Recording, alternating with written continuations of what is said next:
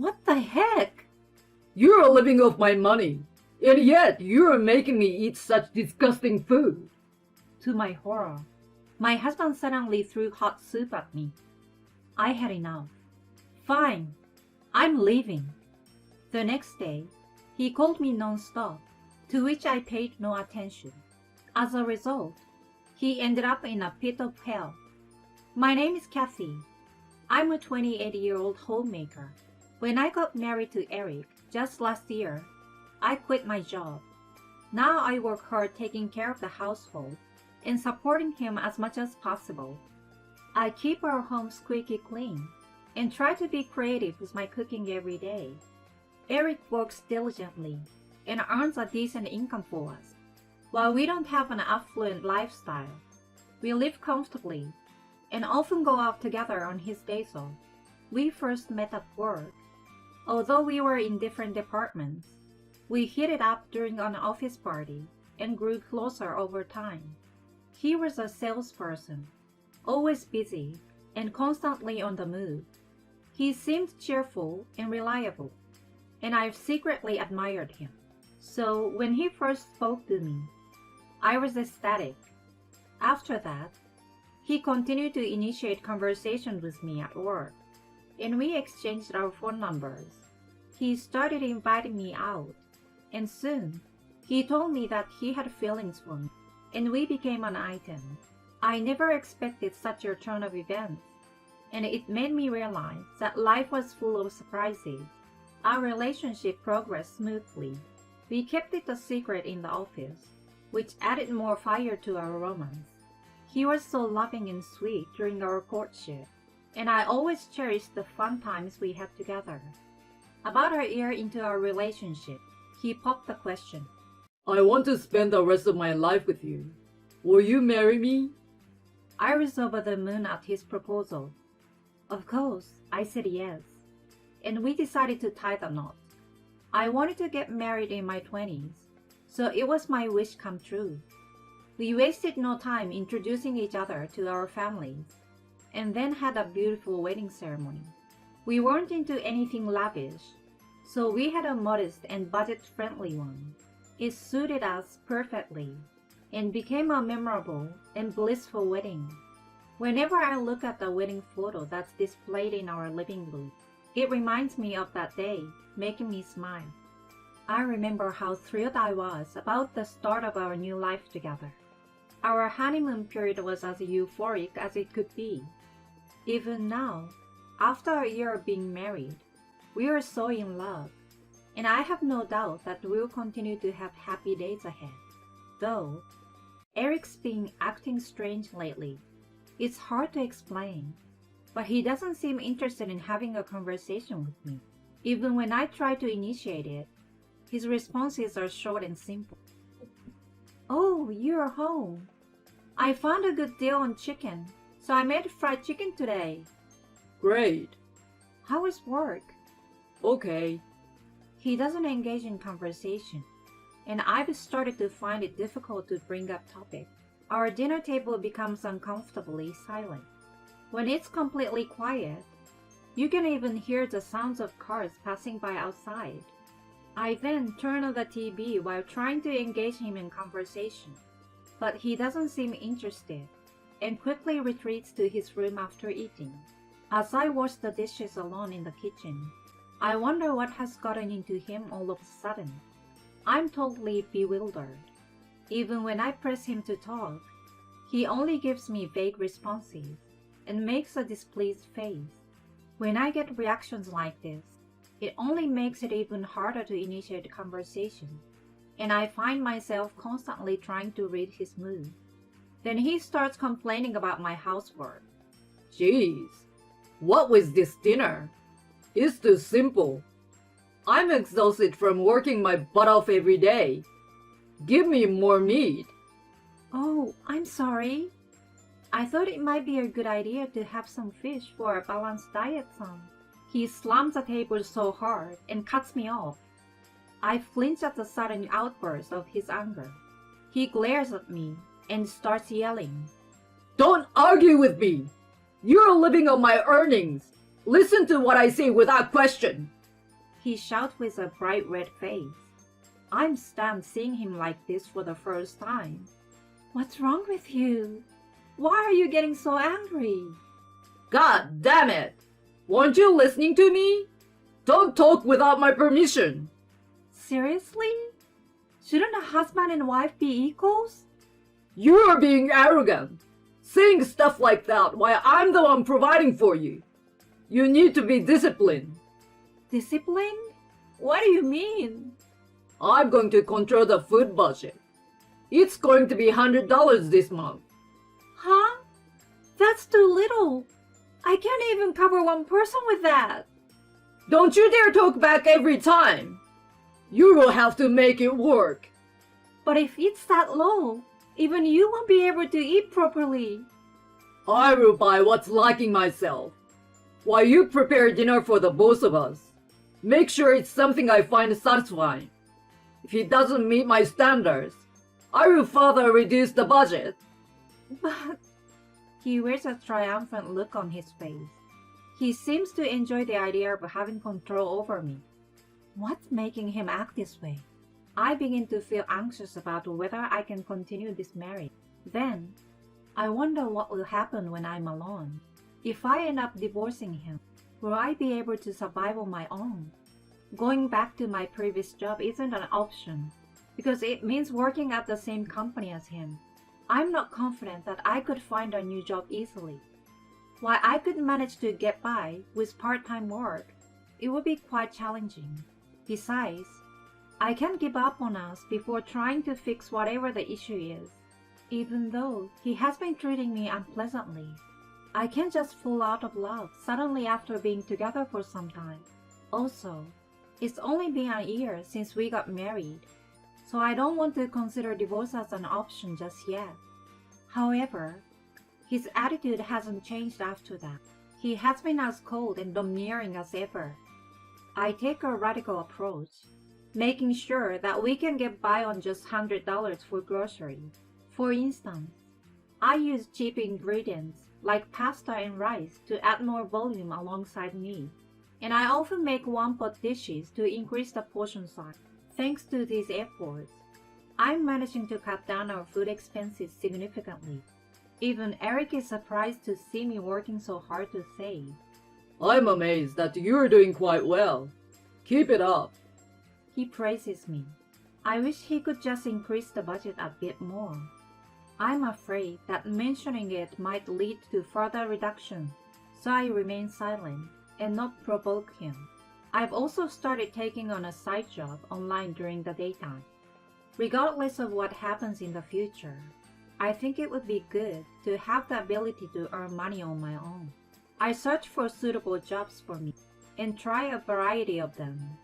Among them, there is one where I write articles for a blog.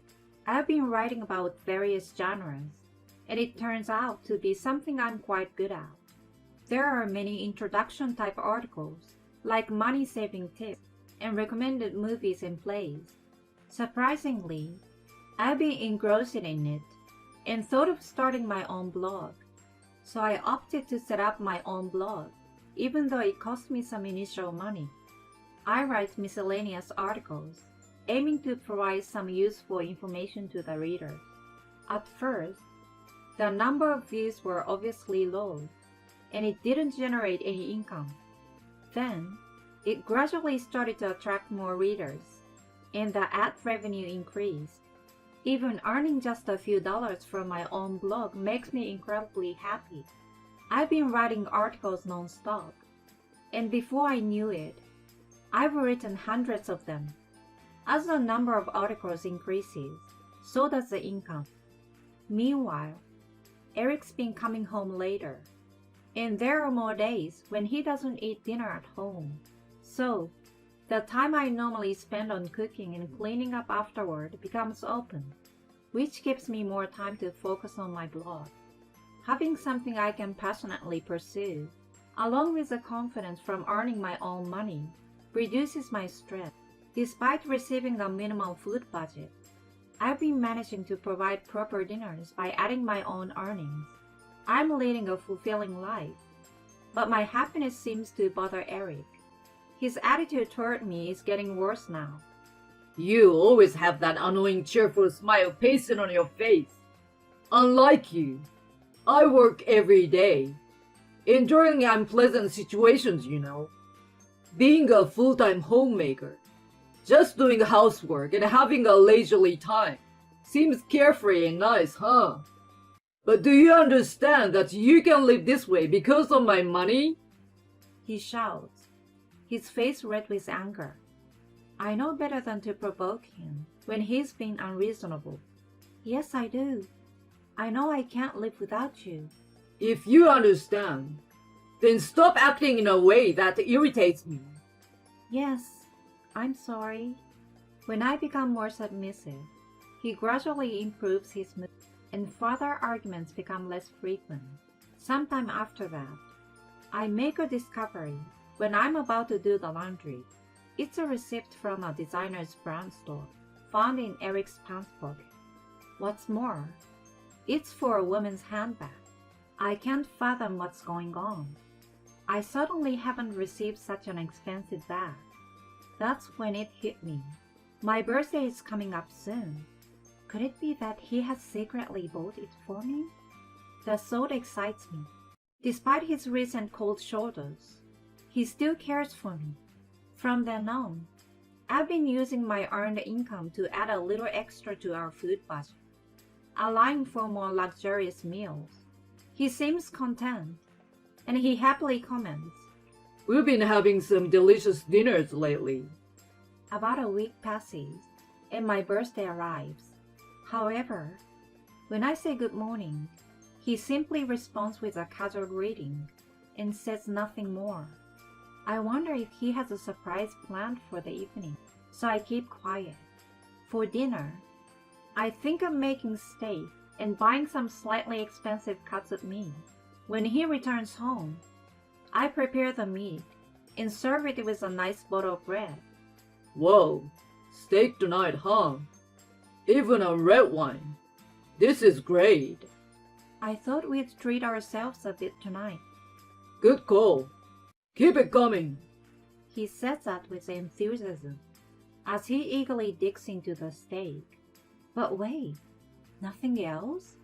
I watch in disbelief as he continues eating without saying anything. Then, he seems to notice my gaze and wears a confused expression. What's wrong? Aren't you eating? Oh, well, do you remember what day it is today? He ponders for a moment and then gives up. No, I don't. Was there something special? It's my birthday. Oh, oops, sorry, I forgot. He looks slightly awkward, realizing he has forgotten his wife's birthday. I've been really busy at work, you know. I even forget my own birthday.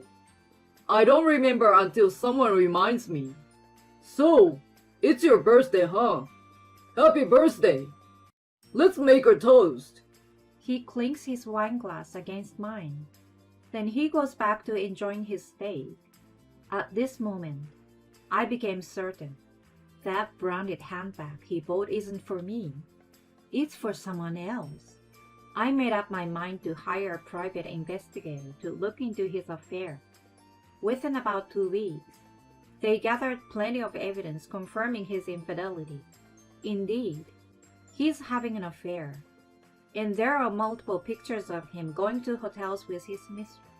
I've anticipated it, but when I actually confirmed the truth, it is truly shocking. Since then, I've been preparing for a divorce from Eric. I consult with a lawyer, pack my things, and get ready to return to my parents' house. At this point, I don't want to cook decent meals for a cheating husband, so I quickly lower the quality of our meals.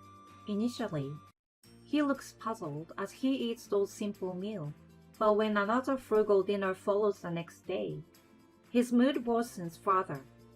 Hey, haven't our dinners been awful the past few days? You were serving generous stuff like steaks before.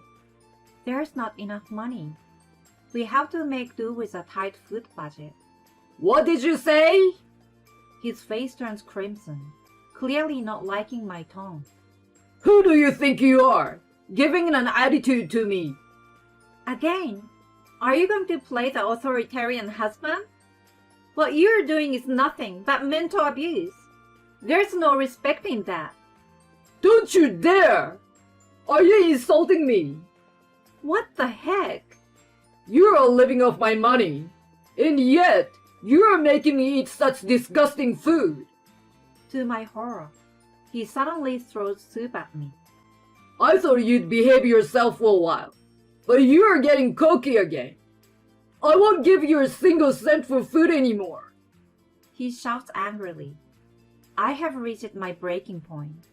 Fine, I'm leaving. Yeah, get out! I'd already packed my bags, so I walked out immediately. I get into my car and head to my parents' house. They already knew about my plans to divorce, so they welcomed me with open arms.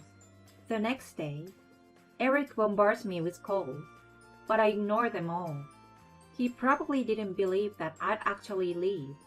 Perhaps he thinks I will spend some time away and eventually return on my own.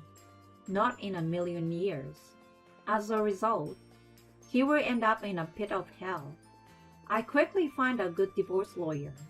I've shown proof of his affair and explained in detail about the mental abuse I had received, not to mention the incident with the soup, which, while not boiling hot, was hot enough to warrant as assault charge. Eric and I have been communicating through our respective lawyers. He is surprised by the extent of my demands and the evidence I provided for the affair. Initially resistant, he came to realize that he couldn't overturn the situation, and he had to accept the divorce and compensation. I spoke to my ex-colleagues who still work with him, which had the intended consequence of exposing his true nature in his office. While he has portrayed himself as a wholesome character, the revelation of his temper and violence has resulted in others keeping their distance, and his reputation has suffered a considerable blow. Under these circumstances, it inevitably becomes difficult for him to climb the career ladder, and it's safe to say that his path to success has been closed off. Frankly, I think it serves him right, and it's a consequence of his own action. By the way, my income from the blog has started to exceed $1,000 per month, and I can now cover the bare necessities of life with my blog earnings alone. In addition to that, I work a part-time job 3 days a week, and with both sources of income, I'm earning around $1,800 steadily. Since I live with my parents, I can save most of it, increasing my assets. I'm not planning on getting into dating or marriage anytime soon. Instead, I want to cherish the time with my parents while dedicating myself to my work.